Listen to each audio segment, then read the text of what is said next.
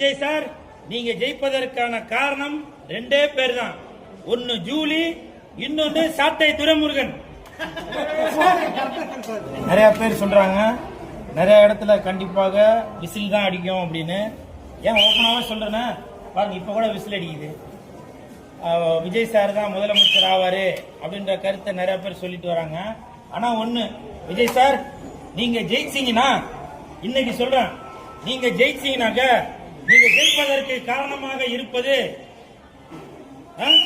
உங்களுடைய ரசிகர்கள் இல்ல, உங்களுடைய தொண்டர்கள் இல்ல, லெஜண்டோட ரசிகர் மன்றத்தை சேர்ந்தவங்க இல்ல, பொதுமக்கள் இல்ல, தாவேகா.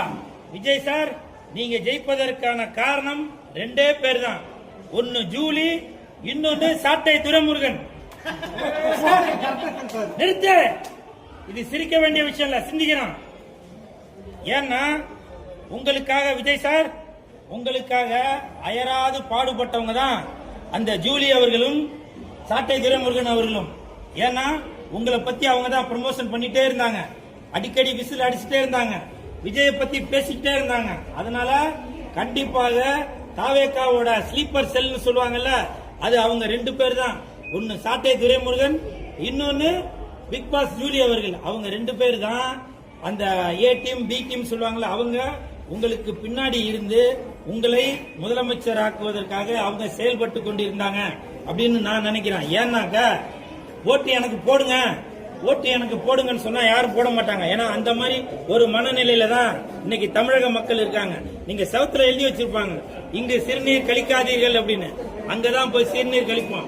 இது ஒன் வே, இந்த ரூட்ல போவாதீங்கன்னு சொல்லுவோம், அந்த ரூட்ல தான் போவாங்க.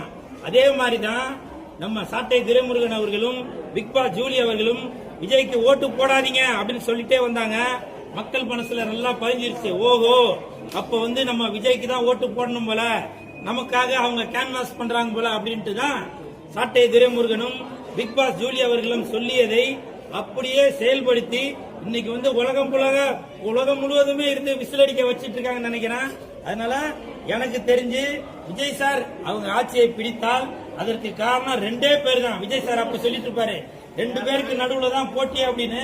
இப்ப நான் சொல்றேன், விஜய் சார் ஜெயிப்பதற்கு ரெண்டே பேர் தான் காரணம். ஒன்னு பிக் பாஸ் ஜூலி, இன்னொன்னு சாட்டை துரைமுருகன். அப்படிதான் நானும் நினைக்கிறேன்.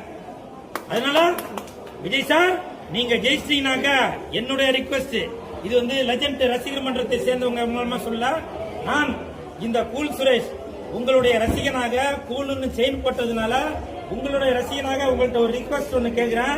நீங்க ஜெயிச்சதுக்கு அப்புறம் தயவு செய்து